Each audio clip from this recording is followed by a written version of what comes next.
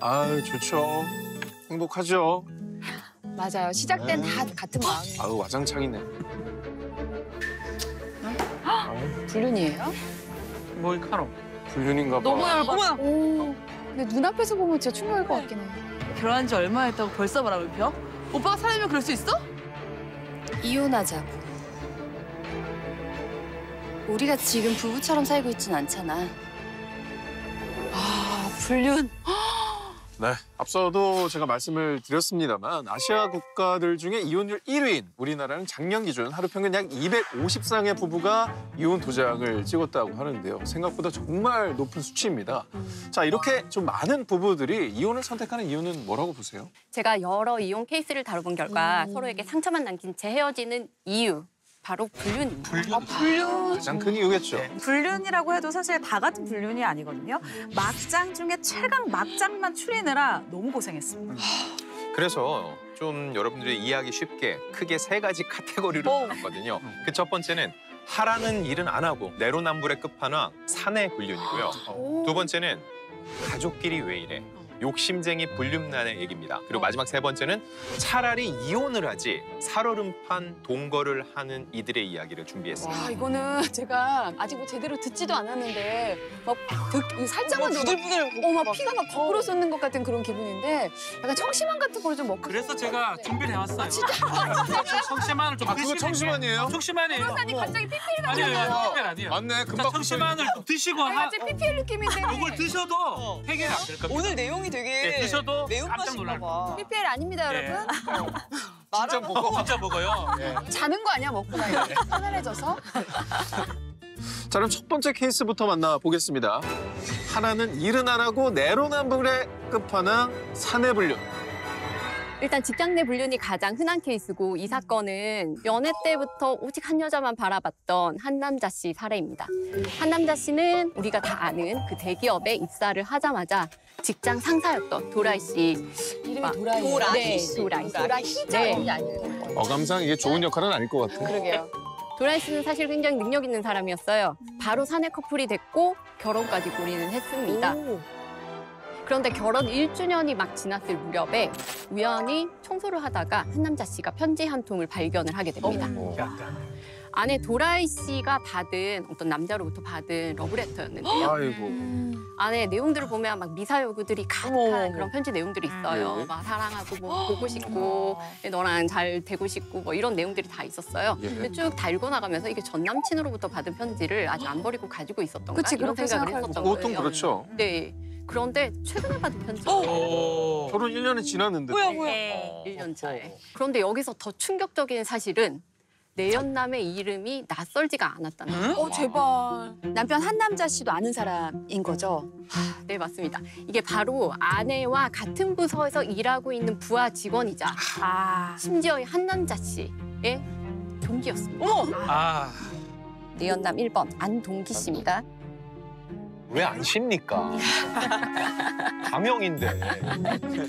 철저히 성까지 예. 가명으로 처리한 네네. 거예요. 네, 외도에 대한 완벽한 증거를 잡기 위해서 아내 휴대폰을 몰래 보게 되는데 여기에서 더 놀라운 사실이 발견됩니다. 왜? 바로 팀장이었던 아내 도라이 씨가 자신의 지위를 이용해서 후배 직원을 먼저 유혹을 했었던 거예요.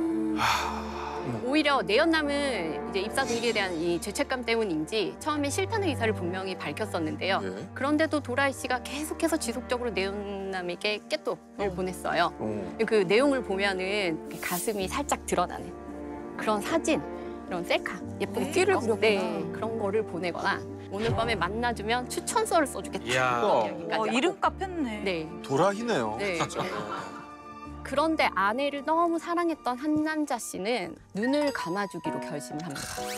그런데 웃긴 건 아내가 집이나 차에서 몇 달간 이별 노래만 들으면서 남편 앞에서 그렇게 우울한 모습을 보였다. 약간 진짜 정상은 아니라는 생각이 드네요. 특별한 분인 것 같아요. 네, 저는. 굉장히 특별히 예. 스페셜한 건데. 근데 남편이 그걸 또 참은 거예요? 그런 상황을 또? 네, 그러고도 계속해서 관계를 유지하려고 정말 다양한 노력을 했어요. 예. 제가 알기로는 뭐 이거저거 와이프가 좋아하는 거 해주려고도 노력하고 심지어 선물도 해주고 그렇게 최선을 다했습니다. 네. 그런데 모든 노력이 물거품이 되는 사건이 다시 또 발생을 한 겁니다. 그 후배 직원 외에 또 다른 내연남이 있다는 사실을 발견이. 이거는 환자다, 환자. 약간 환자일 수 있어요. 또 다른 그 동기 말고 또 다른 내연남. 두 번째 내연남 박동호 씨. 네. 박씨. 네. 아, 이거 약간 의존성이 있는 것 같은데요, 이거? 네. 내연남 이 박동호 씨 역시 남편 한남자 씨가 아는 사람이었어요. 야, 그만해라. 너무하다. 진짜. 박동호 씨 역시 같은 회사 동료로 심지어 안동기 씨 있잖아요. 안동기 씨 바로 옆자리에서 일하는 직원이었어요. 도라이 씨가 팀장으로 직급이 제일 높고 남편 한남자 씨는 다른 부서이긴 하지만 아내와 같은 회사 부하 직원, 그리고 내연남 1 안동기 씨와 내연남 2 박동호 씨는 도라이 씨를 팀장으로 둔 같은 부서 부하 직원, 이 4명이 모두 같은 회사 직원이었던 거죠. 야, 근데 좀 이상하다. 이게 약간 동물의 왕국도 아니고. 왜? 자기 동물들도 서로 서열을 지키잖아요. 그러니까. 근데 이거는 같은 회사 안에 남편이 있고 남자친구 있고 전남전 친구 있고 이거는 그 회사 옆자리면은. 불편하지 않나? 근데 심지어 그들이 뭐 그냥 직장 동료가 아니라 굉장히 절친한 사이였던 거예요? 같은 네. 팀이니까. 여기서 더 놀라운 거 한 가지 바로 이렇게 맞추셨습니다. 놀라운 게 많아요. 네. 남편 한남자 씨, 내연남 1 안동기 씨, 내연남 2 박동호 씨는 수년째 회사 내에서 등산 동호회 같이 활동하고 그리고 부부의 집에도 자주 왕래하던 사이였습니다. 야, 이거 용서가 저 같으면 불가능할 것 같은데 이게 어떻게 정리됐습니까? 한남자 씨 다행히는 이번에 이혼 소송을 제기했습니다. 차라리 네. 아내 도라이 씨의 외도 사실이 너무나 명백했기 때문에 당연히 법원은 남편 한남자 씨의 손을 들어주었고요. 이에 그치지 않고 내연남인 안동기 씨와 내연남이 박동호 씨를 상대로 손해배상 청구까지 해서 최종적으로는 총 1억 원 이상의 위자료를 받았습니다. 그렇게밖에 못 받아요? 적죠. 너무 적다. 우리가 적어요. 위자료가. 위자료가 너무 적어요. 산악회는 박살이 났겠네. 산악회는 더 이상 이제 운영을 못 하겠네. 아. 방금 산악회 박살 났을 거라고 말씀하셨잖아요. 과연 그럴까요? 아니, 뭐 소문 났을 거 아니에요, 회사 안에. 네. 안타깝게도 남편 한남자 씨만 자진 퇴사를 했어요. 피해자가 나갔다고요? 네. 최악이야. 예. 그 들어가기 힘든 대기업을. 가해자랑 불륜 남들은 잘 다니고? 한남자 씨는 이 일로 1년 이상 우울증 치료를 받았고 심지어 자기 인생에 뭐가 잘못된지 모르겠다고 여러 가지 고민을 하시다가 어머. 개명까지 하셨어요. 여러분, 이 사건에서 상간남 1과 상간남 2가 서로의 존재를 알았을까요? 나중에 소송을 했으니까 알게 된 거 아니에요? 아닙니다. 그렇지 않습니다. 몰라요? 네. 왜 몰라요? 상간남 1과 상간남 2는 지금 본인 때문에 각자가 본인 때문에 이혼을 했다고 정도는 생각을 할 수 있지만 이 사건은 조용히 묻혔습니다. 묻혔다고요? 네. 그냥 합의를 보고 끝냈어요. 네. 법정에 안 가고. 지금도 그럼 막 친하게 지내면서 등산하면서 모르고 있는 거야, 서로? 상간남 1과 상간남 2는 각자가 도라이 씨와 내연 관계를 맺었다는 걸 서로 모르고 있어요. 아, 내가 가서 얘기해주고 싶어. 그냥 조용히. 둘이 만났던 거 알아요? 이러면서. 그러면 우리 도라이님은 계속 팀장으로 근무 중이세요? 아주 잘 나가고 있습니다. 어머나.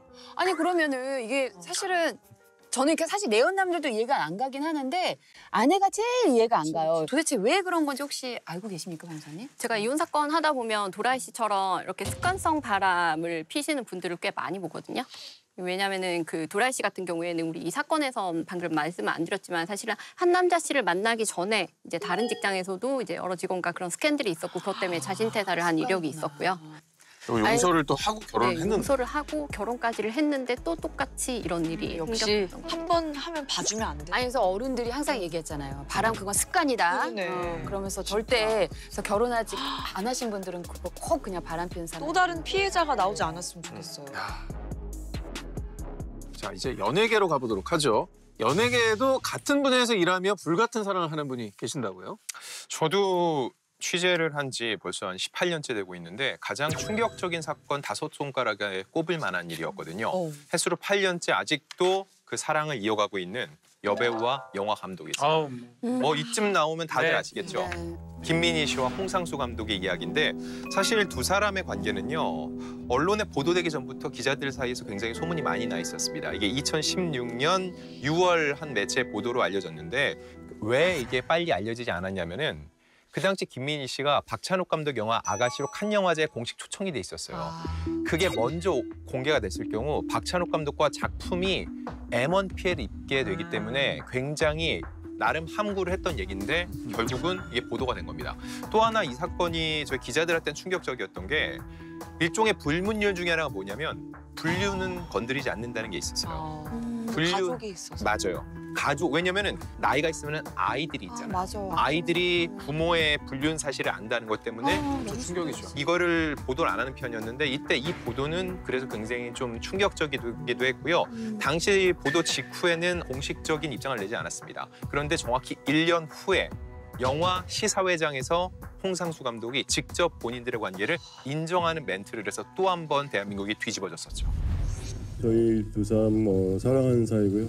하여튼 저희 나름대로 진솔하게 사랑하고 있습니다. 네, 저희는 만남을 귀하게 여기고 믿고 있습니다.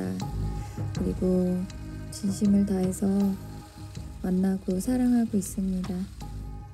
이건 뭐 가족들이 가장 크게 충격을 받지 않으셨을까 싶어요.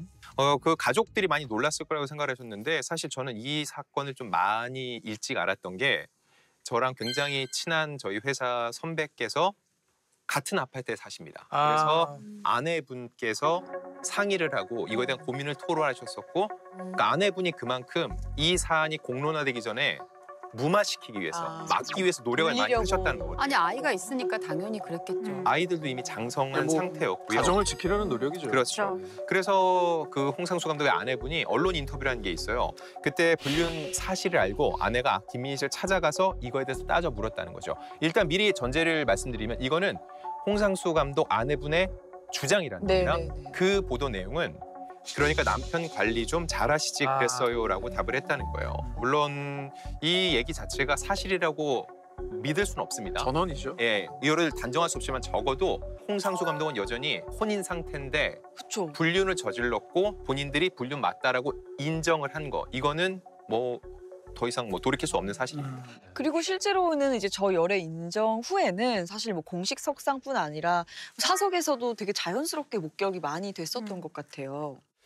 두 사람이 열애 인정 후에는 오히려 더 자유롭게 사람들 눈에 띄는 공간을 다닌 게 아닌가 싶어요. 경기도 하남시의 한 세탁소에서 함께 있는 모습이 있었고 심지어 한 복합 쇼핑몰에서는 김민희 씨의 아버지로 보이는 사람 세 사람이 함께 있는 모습이 포착되기도 했었죠. 가장 최근에는 지난 2월이었죠. 이 베를린 영화제 참석 전 프랑스에서 데이트하는 모습이 포착되기도 했었고요. 교수로 재직 중인 대학교에서 함께 있는 모습이 포착된 적도 있습니다. 홍상수 감독의 아내분 같은 경우도 뭐 저런 사진도 다 봤을 거고 근데 정말 속이 아니겠다 이런 생각이 들어요. 근데 홍상수 감독은 왜 그럼 이혼을 안 하는 건가요? 8년째. 엄밀히 말해서 홍상수 감독은 이혼을 하고 싶어해요. 근데 아내분이 원치 않습니다. 가정을 지키길 원하고 그런데 홍 감독이 2016년 11월 먼저 이혼 소송을 제기를 했던 겁니다. 나 이혼하겠습니다라고 얘기를 한 거죠. 결국 법원은 3년 후에 2019년 6월에 기각 판정을 내렸습니다. 아내의 손을 들어준 거죠. 그 당시 홍 감독 측에서는 사회적 여건이 갖춰지면 다시 법원에 확인을 받으려고 한다라는 입장을 보였거든요. 여기서 멈추지 않겠다는 거죠. 하지만 현재까지 제기된 소송은 없는 것으로 파악됐습니다. 네. 자 이렇게 해서 법원에서 이혼 소송을 기각을 했으면 이혼할 수 있는 방법은 아예 없는 거죠. 우리나라는 이혼을 하는 방법이 두 가지입니다. 둘이 합의해서 이혼하는 방법 아니면 재판 이혼인데 지금 합의는 안 되고 있잖아요. 재판 이혼을 하려면 상대한테 유책한 사유가, 귀책 사유가 있어야 되는데 지금 반대의 경우예요. 그럼 가해자가 이혼을 할 수 없어요. 우리 법상으로는 원칙적으로. 그러면 협의 안 되고 재판 이혼 사유가 없기 때문에 사실은 이혼할 방법이 없는 겁니다. 그러면 이제 이혼 기각 이후에도 홍상수 감독 아내분의 심경 같은 것이 좀 알려진 게 있나요? 내가 어떻게 젊고 아름다운 아이를 이기겠어요 라고 좀 자포자기하는 내용이 담긴 내용도 있었고요. 언젠가 남편이 가정에 돌아올 거라고 믿어요. 나는 기다릴게요 라고 하기도 했는데 간통죄가 폐지됐기 때문에 형사적으로 이들을 어떻게 처벌할 수는 없죠. 근데 사회적으로 이런 굉장히 따가운 시선이 있다는 것, 더 나아가서 아내분이 여전히 혼인 관계 유지되고 있는 아내분이 피해자라는 거는 모두가 알고 있고 또 생각을 해야 될 부분입니다.